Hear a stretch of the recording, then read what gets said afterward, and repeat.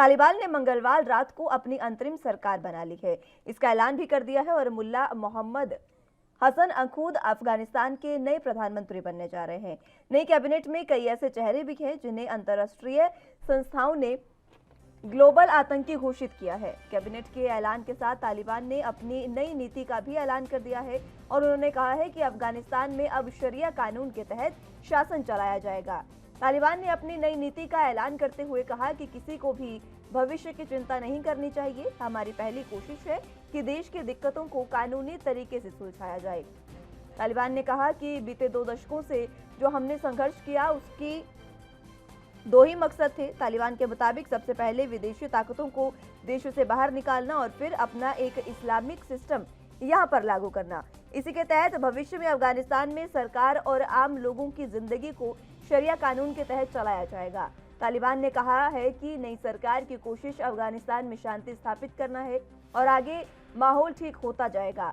ऐसे में लोगों से अपील है कि वो अफगानिस्तान ना छोड़ें और इस्लामिक देश को किसी से दिक्कत नहीं होगी। बाहरी देशों को भी अफगानिस्तान में अपने दूतावास को फिर से शुरू करना चाहिए। तालिबान ने भरोसा दिलाया है कि देश के जितने भी स्कॉलर्स, प्रोफेसर्स, डॉक्टर और अन्य प्रोफेशनल लोग हैं, उन सभी का ध्यान रखा जाएगा। हर किसी से राय ली जाएगी और उनके काम को बढ़ाया जाएगा। गौरतलब हो कि 15 अगस्त को अफगानिस्तान पर कब्जा जमाने के बाद तालिबान ने अब जाकर अपनी सरकार का ऐलान किया है और अफगानिस्तान की नई सरकार में मुल्ला मोहम्मद हसन अंखूद नए प्रधानमंत्री हैं, जबकि मुल्ला अब्दुल गनी मौलवी और अब्दुल सलाम हनफी उप प्रधानमंत्री बनाए गए हैं।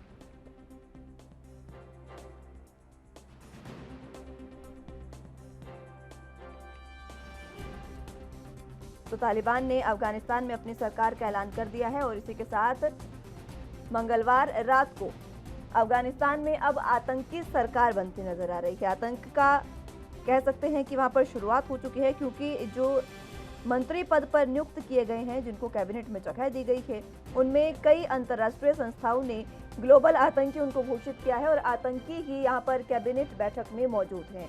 हालांकि तालिबान ने एक बार फिर से आश्वासन दिया है कि किसी को भी देश छोड़ने की जरूरत नहीं है। देश को इस्लामिक स्टेट बनाना है और इसी के लिए देश को शरिया कानून के तहत चलाया जाएगा, ये भी उन्होंने कहा।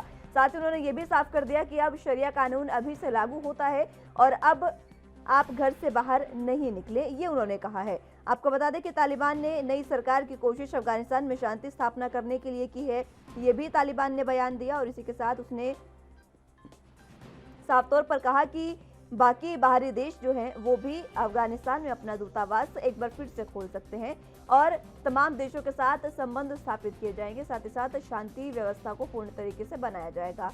इसी के साथ उन्होंने कहा कि देश में जितने भी प्रोफेशनल लोग हैं, चाहे वो डॉक्टर हो या फिर कोई अन्य लोग, उनसे भी बातचीत करके उनका ध्यान रखा जाएगा।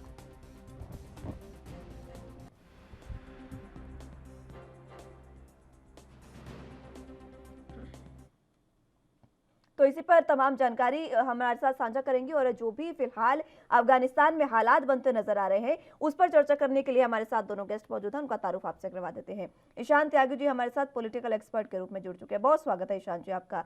इसी के साथ रक्षा विशेषज्ञ अनिल गोड साहब हमारे साथ जुड़ चुके हैं। गोड साहब आपका भी बहुत बहुत स्वागत है। सबसे पहले गोड साहब आप ही के पास आना चाहूंगी। तालिबान ने कल देर रात अपनी आतंकी सरकार की घोषणा कर दी है और कैबिनेट में उन चेहरों को जगह दी गई है जिनको ग्लोबल आतंकी घोषित किया हुआ है। अब ये आतंकी सरकार आतंक नहीं फैलाएगी अफगानिस्तान में तो और क्या करेगी? मुस्कान जी, आपने बड़ी सरलता और बड़ी खूबी से ये सरकार की डिस्क्रिप्शन दे दी है। तो इसपे मैं कहता हूं कि अब ये दुनिया को देखना है। मैं तो हैरान हूं कि दुनिया की सारी जो कंट्रीज हैं वो चुप क्यों बैठी हैं और इवन यूनाइटेड नेशन ने जो अभी उनका स्टेटमेंट आया उसमें भी उन्होंने इसको कंडेम नहीं किया। और ये हक्कानी जो है ये यूनाइटेड नेशन का प्रोस्क्राइब टेररिस्ट है। ये जो इनका जो इनके जो प्राइम मिनिस्टर बने हैं, क्या हसन जो है वो बाबियान स्टैचू का उसने सारे डिस्ट्रॉय किया और उसके ऊपर वो उसके ब्लैक लिस्ट हुआ है।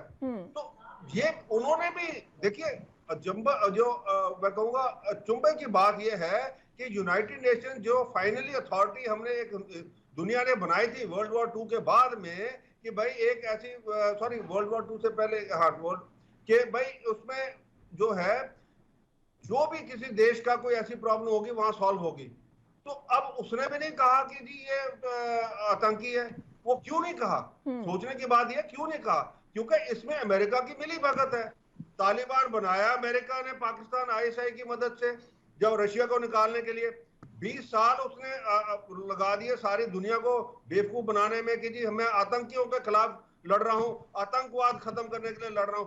20 साल के बाद इसने उसी ऑर्गेनाइजेशन को जिसके खिलाफ ये लड़ रहे थे उसको गद्दी दे दी। दोहा के अंदर साल पहले से नेगोशिएशन शुरू होगी उनकी आपस में। जो इलेक्टेड गवर्नमेंट थी उसको उन्हें लिया ही नहीं साथ में। तो सबसे बड़ा आतंकी जो है आज तालिबान नहीं है दुनिया में, वो है अमेरिका।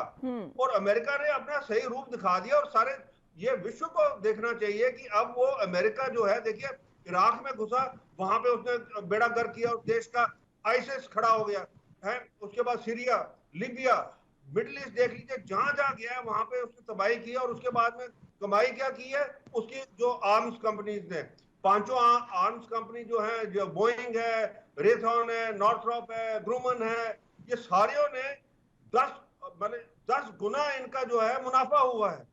तो ये सिर्फ दुनिया को दिखावा है कि जी मैं डेमोक्रेटिक वैल्यूज के लिए खड़ा हूं, मैं जी आतंकियों के लिए लड़ रहा हूं। सबसे बड़ा मेरी नजर में जो आतंकी है वो अमेरिका है। और देखिए कश्मीर के अंदर 90 से हम जूझ रहे हैं मिलिटेंसी के लिए, अमेरिका ने कभी भी एक आवाज नहीं उठाई उसके खिलाफ। और आज भी मैं बता रहा हूं, देखिए जो बनी है सरकार, आप देखेंगे डीजी आईएसआई के जो है वहां बैठे हुए हैं, और वो इसलिए बैठे थे क्योंकि वो ये चाहते थे कि ये जो हक्कानी नेटवर्क है और जो ये बाकी आतंकी है इनको ज्यादा प्रोमिनेंस मिले। थे लीडर, चाहे वो करताई था, चाहे अब्दुल्ला थे, उनको तो नजरबंद कर दिया उन्होंने। पहले ये अफवाह उठी थी कि जी एक मिली जुली सरकार बनाएंगे, कोई मिली जुली सरकार नहीं बनी, कोई कुछ नहीं होना। अगर अशरफ गनाई और अब्दुल्ला आज जिंदा हैं, उनको शुक्र मनाना चाहिए भगवान का कि वो अभी जिंदा हैं। कोई पता नहीं कल उनको मार के, जैसे नजीबुल्लाह को टांगा था कहीं उधर चौक के ऊपर, इनको भी टांग देंगे। तो इसलिए अब हिंदुस्तान को किसी के ऊपर डिपेंड नहीं करना, क्योंकि आज की डेट में देखिए रशिया भी उधर चला गया है। रशिया भी कहता है यार इनको किसी तरीके से मैं अपने उधर आने के लिए रोक दूं। तो हिंदुस्तान के लिए जो है, आज हिंदुस्तान, अब मैं कहूंगा अकेला खड़ा है। और आज हिंदुस्तान को बड़े सख्त डिसीजन लेने हैं हमें कि हमने क्या करना है और हमने अपनी हिफाजत कैसे करनी है। और अगर आज भी हम इसको नहीं ले सके इन डिसीजंस को, तो आने वाले दिन, जो मैं कह रहा हूं, आने वाले दिन हिंदुस्तान के लिए बहुत खतरनाक होंगे। क्योंकि जो स्लीपर सेल्स हैं इनके, तब से आप देखिए कब से इन्होंने रखे हुए यहाँ पे, वो सारे के सारे सक्रिय हो रहे हैं। जिस दिन ये तालिबान की गवर्नमेंट बनी, वहां पे जिस दिन तालिबान ने काबुल में कब्जा किया, ये सारे आप सोशल मीडिया के ऊपर देखिए, इंटरनेट के ऊपर देखिए, फेसबुक के ऊपर देखिए, कैसे खुशियां मना रहे थे ये सारे। तो ये सरकार को एक बहुत, मैं कहूंगा, विचार अपना करना है किस तरीके से हमें अपनी सुरक्षा करनी है। और ये जितने लोग हैं, ये जितने सेपरेटिस्ट मेंटालिटी के हैं और जितने ये मिलिटेंट मेंटालिटी के हैं, जिहादी मेंटालिटी के हैं, या आईएसआई की मेंटालिटी के हैं, इनके खिलाफ सख्त से सख्त कार्रवाई करनी है। अगर हम नहीं करेंगे आज, तो आज आने वाले दिनों में 10 साल के बाद आप देखिए हिंदुस्तान भी जिस तरीके से अफगानिस्तान में हुआ है, हिंदुस्तान में भी ऐसा ही होगा। ठीक है गौड साहब, मैं लौटूंगी आपके पास। ईशान जी, आपके पास आना चाहूंगी। देखिए गौड साहब कह रहे हैं कि अब सरकार को कदम उठाने की जरूरत है और सरकार को ही ये तय करना होगा कि हमें इनके खिलाफ कैसा रवैया अपनाना चाहिए और इनके खिलाफ कड़ी कार्रवाई भी होनी चाहिए। लेकिन सबसे अहम बात यह है कि तालिबान ने भी ये कह दिया है कि जो बाकी विदेशी देश है वो तालिबान में एक बार फिर से अपना राजदूत शुरू कर सकते हैं, वहां पर रख सकते हैं और अपनी एम्बेसी भी शुरू कर सकते हैं। किस तरीके से आप तमाम चीजों को देखते हैं और क्या भापा जा सकता है कि हरियाणा, माफ कीजिएगा, देश में सरकार की किस तरीके की रणनीति हो सकती है? बहुत अच्छी तरह से इनको सब कुछ समझा दिया है, मेरे को लगता नहीं यहाँ पे ज्यादा ऐड करने की जरूरत है। और आपने भी अपने पहले वक्तव्य में यही बोला कि ये सब आतंकवादी है, तो सरकार को क्या दिक्कत है इनको आतंकवादी घोषित करने में? देखिए एक चीज है, यहाँ पर सरकार को अपनी एक यूनिफॉर्म स्ट्रैटेजी लेके चलना पड़ेगा। और यूनिफॉर्म, या तो वो डिप्लोमेसी के साथ इसके साथ डील करें या फिर इसके साथ पावर के साथ डील करें। ऐसा ना करें कि देश में तो आप बोल रहे हैं कि तालिबान आतंकवादी हैं, क्योंकि आपको वो अपने एक एजेंडे में सूट करता है कि आप, जैसे यूपी चुनाव है, अभी हमने देखा कि एक सपा के नेता ने बोल दिया कि तालिबान ने अपनी इंडिपेंडेंस के लिए लड़ाई करी, अपनी स्वतंत्रता के लिए लड़ाई करी, और स्वतंत्रता संग्राम जो हुआ था उससे कंपेयर कर दिया। तब सरकार उनके अगेंस्ट में आके खड़ी हो गई। तब तो बोल रहे थे आतंकवादी आतंकवादी आतंकवादी हैं और ये लोग इनके साथ मिले जुले हैं, क्योंकि वो हिंदू मुस्लिम एजेंडा हो जाता है। दूसरी तरफ हम तालिबान से बात भी कर रहे हैं, हमने देखा कि चैनल 1 ओपन किया गया। तो देखिए, ये अंदरूनी पॉलिसी अलग होती है और देश की जो बाकी देशों के साथ है वो पॉलिसी अलग होती है, वो ब्यूरोक्रेसी से चलती है, वो एक डायलॉग से चलती हैं। अगर सरकार को या तो सख्त रवैया अपनाना चाहिए, बिल्कुल बिल्कुल विश्व के साथ खड़े होना चाहिए, कंडेम करने में खड़ा होना चाहिए, और जो बाकी के देश हैं, जो भारत के साथ मिले जुले देश हैं, जो भारत की बात सुनते हैं, जहां भारत की से है, उनको इकट्ठा करके इनको कंडेम करना चाहिए। मेरा तो ये पर्सनल व्यू है। दूसरी चीज यहाँ पे ये है, देखिए, देश की जो अंदरूनी पॉलिसी है वहां पे ये नहीं करना चाहिए कि भारत के लोगों को तालिबान से आप कंपेयर करने लग जाए, भारत के मुसलमानों को आप तालिबान से कंपेयर करने लग जाए। देखिए, देश का एक हिंदू मुसलमान का जो फैब्रिक है, जो एक प्यार का फैब्रिक है, उसको नफरत के फैब्रिक में नहीं बदलना चाहिए, और खासकर तालिबान का इस्तेमाल इसमें नहीं करना चाहिए। क्योंकि अगर आपका एजेंडा यूपी चुनाव है तो यूपी चुनाव में आप विकास के मुद्दे से जाइए, चाहे कोई भी पार्टी हो। मैं ये नहीं कह रहा सिर्फ भारतीय जनता पार्टी ऐसा कर रही है, समाजवादी पार्टी के जो नेता हैं उनको भी अपने बयानों को देख के देना चाहिए। जैसे कि आपने अगर आपने भारत की जो स्वतंत्रता संग्राम है उससे कंपेयर कर दिया, तो इस तरह की चीजों से देश नहीं चलता है, इस तरह की चीजों से चुनाव नहीं जीते जाते, इस तरह की चीजों से सिर्फ धार्मिक विद्वेष फैलाया जाता है लोगों के बीच। बिल्कुल। और त्यागी साहब, जिस तरीके से आपने ये बात कही कि सरकार का यहाँ पर दोहरा रवैया एक तरीके से है, देखिए अभी अजीत डोभाल, एनएसए जो है अजीत डोभाल, वो भी अब बैठक करने जा रहे हैं तालिबान के मुद्दे पर। तो क्या लगता है आपको, उस बैठक में भी क्या कुछ खास होगा, ये भी बताएं। और किस तरीके से उस बैठक में सरकार की, जिस तरीके से आपने बताया कि दोहरा रवैया एक तरीके से सरकार का देखने को मिल रहा है, उसका एक एग्जाम्पल ये भी है, एक बानगी देखी जा सकती है जिस तरीके से अब अजीत डोभाल बैठक करने जा रहे हैं। ये देखिए, मुस्कान जी, बहुत क्रूशियल मुद्दा है, क्योंकि अगर तालिबान को, देखिए, चाइना का सपोर्ट मिल जाएगा, उसको पाकिस्तान का सपोर्ट तो ऑलरेडी मिला हुआ ही है, और चाइना वहाँ कोशिश करेगा कि अपने ज्यादा से ज्यादा जो अपना व्यापार है वो वहाँ पे फैलाए। देखा है कि वो किस तरह से एक एज अ व्यापारी बन के घुसते हैं, उसके बाद उस देश पे कैप्चर करना शुरू कर देते हैं, उसके रिसोर्सेज पे कैप्चर करना शुरू कर देते हैं। वही उनकी स्ट्रेटेजी अफगानिस्तान के लिए रहेगी। हमारी जो देश है वो बहुत ज्यादा प्रभावित हो सकता है। हालांकि तालिबान ने बोला है कि हम कश्मीर के इशू में इंटरफेयर नहीं करेंगे, लेकिन हम उन पे विश्वास नहीं कर सकते, क्योंकि हमारे जो दो पड़ोसी हैं, चाइना और पाकिस्तान, वो एक तरह से, मैं अगर इंग्लिश में बोला जाए तो दे आर रोग नेशंस, मतलब कि वो एक बदतमीज नेशन है अगर आप देखें तो। दूसरी चीज यहाँ पे है कि पहली बात तो ये है कि अजीत डोभाल जी की जो मीटिंग है उसमें इस बात पे भी चर्चा होगी किस तरह से हमको डील करना है, क्योंकि हमको ये भी देखना पड़ेगा कि हमारे दो ऑलरेडी जो नेबर्स हैं वो जो ऑलरेडी जाके उनसे मिले हुए हैं। दूसरी चीज यहाँ पे ये है कि जो हम अभी गौर साहब ने भी बोला कि जो स्लीपर सेल्स हैं वो अगर एक्टिवेट हो गए, क्योंकि वो एक दिन में एक्टिवेट नहीं होंगे आपके, वो over the period of time धीरे धीरे आज से 10 साल, 5 साल, 15 साल में एक्टिवेट होते हैं, और उसके बाद वो अपनी एक्टिविटीज, जो टेररिस्ट एक्टिविटीज हैं या धमाके हैं, वो शुरू करते हैं। तो इन सब चीजों पे भी हमें रोक लगानी पड़ेगी। हमें ये देखना पड़ेगा कि जो इन्फ्लुएंस है या फिर ऐसे देशों का जो इन्फ्लुएंस है, जो भारत की जो जो भारत में अस्थिरता लाना चाहते हैं, वो एक्टिवेट ना हो। मेरे को लगता है कि ये दो मुद्दे मेन होने चाहिए, और तालिबान से अगर आपको सख्त रवैया अपनाना है तो सख्त रवैया अपनाइए, और अगर आपको वहां पे नरम रवैया अपनाना है, आपको एक कॉर्डियल रिलेशनशिप रख के चलना है उनसे, तो ये भी भारत के पास ऑप्शन है। लेकिन भारत को देख के चलना पड़ेगा, बिल्कुल अपने अपने नागरिकों की सुरक्षा के लिए देख के चलना पड़ेगा ये चीज।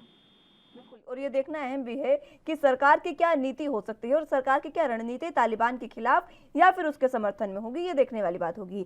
लेकिन गौर साहब, आपके पास में आना जी जी जी त्यागी जी, देखिए इससे, लेकिन दूसरी चीज से ये दिक्कत है यहाँ पर कि अगर पाकिस्तान ऑलरेडी सपोर्ट कर चुका है और चाइना ऑलरेडी सपोर्ट कर ही देगा, ईरान भी कर चुका है एक तरह से, तो ये जब जो देश हैं, ये इनको आप देखें तो पूरे विश्व में आतंकवादी देश पाकिस्तान जाना जाता है, इसमें कोई दो राय नहीं है।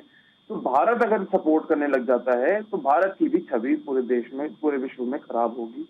तो भारत को बहुत ही तरीके से और बहुत ही सूझबूझ से यहाँ पे चलना पड़ेगा, पूरे विश्व को साथ लेके चलना पड़ेगा। भारत के पास ये सबसे बड़ी अपॉर्चुनिटी है कि वो एक जो साउथ ईस्ट एशिया है वहां पे लीडर बन सके, क्योंकि चीन से भी बहुत लोग पूरा विश्व नाराज है। हमने देखा किस तरह से कोरोना वायरस से संक्रमण हुआ। तो भारत के पास एक अपॉर्चुनिटी है, उसको गंवाना नहीं चाहिए हमारी सरकार को। बिल्कुल। और ये तो देखिए सरकार का फैसला जो होगा वो तभी सामने आएगा जब वो लेंगे और जब वो सामने रखेंगे। लेकिन अहम बात गौड़ साहब ये है, जिस तरीके से त्यागी साहब ने बताया कि अगर समर्थन हम तालिबान और अफगानिस्तान में करते हैं, वहां पर हम अपनी एम्बेसी वगैरह शुरू करते हैं, तो कहीं ना कहीं भारत की भी छवि खराब होने की डर एक तरह से बना रहता है, क्योंकि भारत ने अपनी छवि बहुत बेहतर तरीके से बना रखी है अंतर्राष्ट्रीय पटल पर। अगर इस तरीके की स्थितियां होती है तो क्या लगता है, आप क्या चीजें भाप रहे हैं कि क्या जो हरियाणा, माफ कीजिएगा, सरकार है जो हमारी, वो किस तरीके से अब रणनीति बनाएगी, आपको क्या लगता है? कान जी, ऐसा है, देखिए, बैक चैनल डिप्लोमेसी जो है वो ऑलरेडी चल रही है। दोहा में जो है, कतर में जो है, हमारे एम्बेसडर वगैरह उनसे मिल चुके थे, जो अभी इनके डिप्टी फॉरेन मिनिस्टर बने हैं स्टेंजाई जी। और वो आपको जैसे मैंने पहले भी बताया था, वो हमारी इंडियन मिलिट्री एकेडमी में, वहां से वो कैडेट के तौर पे उन्होंने यहाँ पे 4 साल हिंदुस्तान में काटे हैं मिलिट्री ट्रेनिंग के लिए। तो वो उनको बड़ा अच्छा है। उस हिसाब से और भी है, तो बैक चैनल डिप्लोमेसी तो चलती रहेगी। और देखिए, सबसे बड़ी जो सबसे बड़ी प्रॉब्लम हिंदुस्तान के लिए ये है कि तालिबान जो है, हक्कानी नेटवर्क जो है, या दूसरे एलईटी वगैरह जो सारे हैं, ये सारे के सारे आईएसआई कंट्रोल्ड हैं। ये सबसे बड़ी प्रॉब्लम है। और पाकिस्तान और चीन नहीं चाहता कि किसी तरीके से हिंदुस्तान अपना इन्फ्लुएंस अफगानिस्तान में बनाए। हालांकि हमने देखिए $3-4 बिलियन का जो हमने आज तक, ये किसी देश ने नहीं किया कि हमने एड जो दी और उसमें जो प्रोजेक्ट्स बनाए, वो किसी देश ने नहीं आज तक बनाए। अमेरिका ने नहीं बनाए, पाकिस्तान ने बनाए, चीन ने नहीं बनाए, हमने सिर्फ हिंदुस्तान ने वो एड के तौर पे $4 बिलियन के जो वहां प्रोजेक्ट्स रखे हैं, सारा कुछ किया, वो अफगान लोगों के लिए किए। बिल्कुल इसलिए ठीक है गौड़ गुडविल साहब, मैं बहुत है रोकना चाहूंगी हिंदुस्तान की। आपको। जी जी, मैं लौटूंगी आपके पास गौड़ साहब। फिलहाल वक्त एक छोटे से ब्रेक का है, फौरन हाजिर होंगे।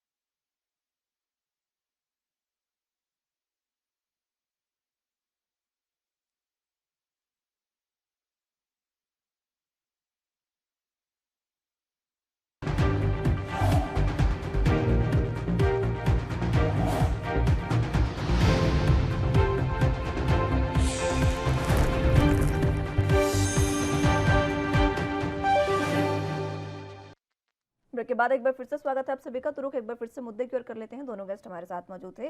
जिस तरीके से अफगानिस्तान में तालिबान ने अपनी आतंकी सरकार का गठन कर लिया है और कई मंत्रियों को भी उसमें जगह दे दी गई है, इस पर हम चर्चा कर रहे हैं। अनिल गौड़ साहब, आपके पास आना चाहूंगी। आप अपनी बात भी पूरी करें और साथ ही साथ ये भी बताइए, एक सवाल मेरे मन में है जो कि अब तालिबान कह रहा है कि हम अफगानिस्तान में शांति कायम करना चाहते हैं, ये उसका बयान सामने आया है।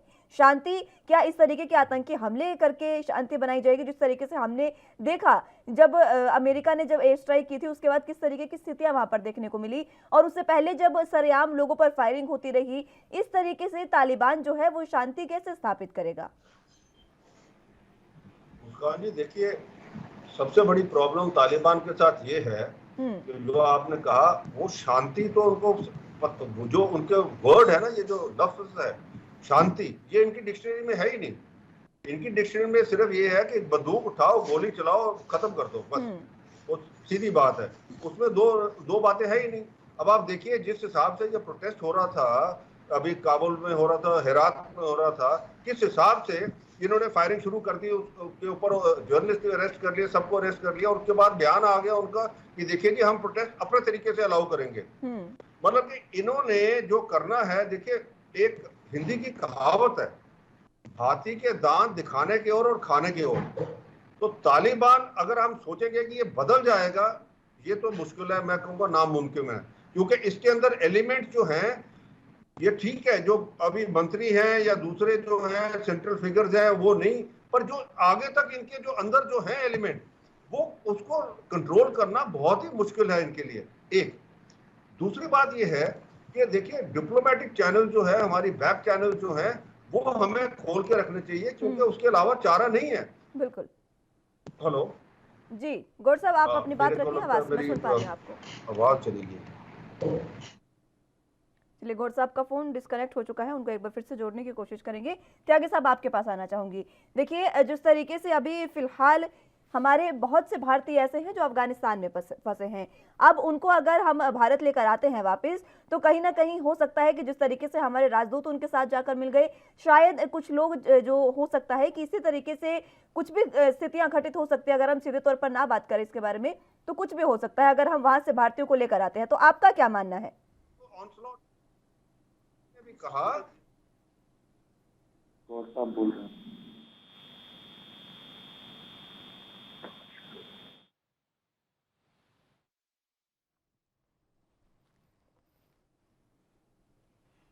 तो संपर्क हमारा दोनों से टूट गया है, एक बार फिर से उनको जोड़ने की कोशिश करेंगे। लेकिन जिस तरीके से अब आतंकी सरकार का गठन हो चुका है तालिबान में, उसको देखते हुए अब ये देखना अहम होगा कि ये आतंकी सरकार अपने आतंकिस्तान में किस तरीके से शांति कायम करेगी। क्योंकि देखिए, अधिकार तो उन्होंने वैसे ही छीन लिए हैं। उन्होंने साफ तौर पर कहा कि आप प्रदर्शन हमारे तरीके से करेंगे, जैसे हम कहेंगे वैसे प्रदर्शन करेंगे।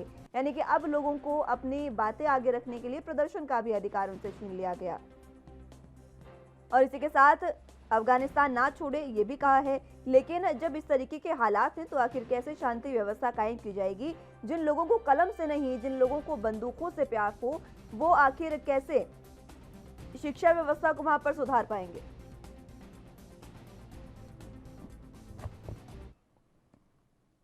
चलिए, संपर्क हमारे साथ जुड़ गया था, लेकिन एक बार फिर से जुड़ चुके हैं दोनों गेस्ट हमारे साथ। गौड़ साहब, आप ही के पास आना चाहूंगी। समय की भी कमी है, आखिरी कमेंट अपना आप रखें। अब मेरा तो ये है कि हमें, देखिए, बैक चैनल डिप्लोमेसी तो हमें करनी पड़ेगी। हम उस बैक चैनल डिप्लोमेसी हम नहीं रोक सकते, और हमें बाकी कूटनीति करके जितने देश हैं उनको सबको इकट्ठा करके हमें एक तालिबान को एक मैसेज देना पड़ेगा कि देखिए, अगर आप नहीं सुधरेंगे तो ये जो आगे की कार्रवाई है वो नहीं चलेगी, तालिबान की गवर्नमेंट ही नहीं चलेगी, पैसा नहीं आएगा, इन्वेस्टमेंट नहीं होगी, तो तालिबान कैसे चलेगा। और दूसरा, टेरर जो है, अगर ये अपने आप को टेरर हब बनाएगा अफगानिस्तान, तो फिर इसके लिए बहुत मुश्किल है इस गवर्नमेंट को रहना, और बाकी जो है, मैं कहूँगा अफगानिस्तान एज ए होल रहना। उसके अंदर सिविल वॉर शुरू हो जाएगी और वो उसके लिए घातक होगी। बिल्कुल बिल्कुल, ठीक है। मैं त्यागी साहब आपके पास आना चाहूंगी। आखिरी कमेंट आपका भी चाहूंगी सर इस मुद्दे पर कि अब अगर वहां से भारतीयों को हम लेकर आते हैं, जिस तरीके से हमारे राजदूत वहां पर उनके साथ जाकर मिल गए हैं, क्या इस तरीके की भी स्थितियां हो सकती है? क्योंकि देखिए, होने को कुछ भी हो सकता है। अफगानिस्तान में जब आतंक पल रहा हो, तो अगर हम किसी भारतीय को वहां से, हमारे भारतीयों को लेकर आए, हो सकता है कि वहां भी उनकी सरकार से किसी का मेलजोल हो या फिर कोई मिला हो। इस तरीके की स्थितियां भी हो सकती हैं। किस तरीके से हम इन स्थितियों से बच सकते हैं? मुस्कान जी, अगर आपने अभी पहले वक्तव्य में बोला था, आपने जो सवाल पूछा था वो ये पूछा था कि वो शांति कायम करना चाहते हैं तालिबान वाले। तालिबान अगर अपने हाथ में बंदूक लेके फोटो खिंचवा रहा है, अगर हर जगह वो बंदूक लेके घुस रहे हैं, तो वो बंदूक के दम पे जो शांति है उसको शांति नहीं बोलते, उसको एक डर बोलते हैं, डर का माहौल है। तो हो सकता है जो हमारे भारतीय राजदूत हैं या जो भारतीय लोग हैं, वो डर के माहौल में उनके साथ मिल गए हों या उनके साथ मिल जाएं। देखिए, और जो लोगों की हमारे जो देश के लोग हैं, हम भारत हैं, हमारे हित सबसे सर्वोपरि है। हमारे लिए भारत के जो लोगों के हित है वो सबसे सर्वोपरि है। भारत के जो लोगों की सुरक्षा है वो हमारे देश के लिए, सरकार के लिए सबसे सर्वोपरि है। पहली बात तो ये है। ये दूसरी बात यहाँ पे ये है कि सरकार को एक बैक चैनल डिप्लोमेसी की तरह, बैक चैनल डिप्लोमेसी का एक चैनल खोल के, जैसे गौड़ साहब ने भी बताया, अपने लोगों को वहां से जो विलिंग है, जो आना चाहते हैं वापस, उनको जल्दी से जल्दी इवैक्यूएट करना चाहिए। ये इस चक्कर में ना लगे सरकार कि वहां के हम माइनॉरिटीज को बचाएंगे और उसके बाद कंपेयर करने लग जाए कि देखिए हम अपने देश में माइनॉरिटीज को कुछ नहीं कहते हैं, दूसरे देशों में माइनॉरिटीज को मारा जा रहा है।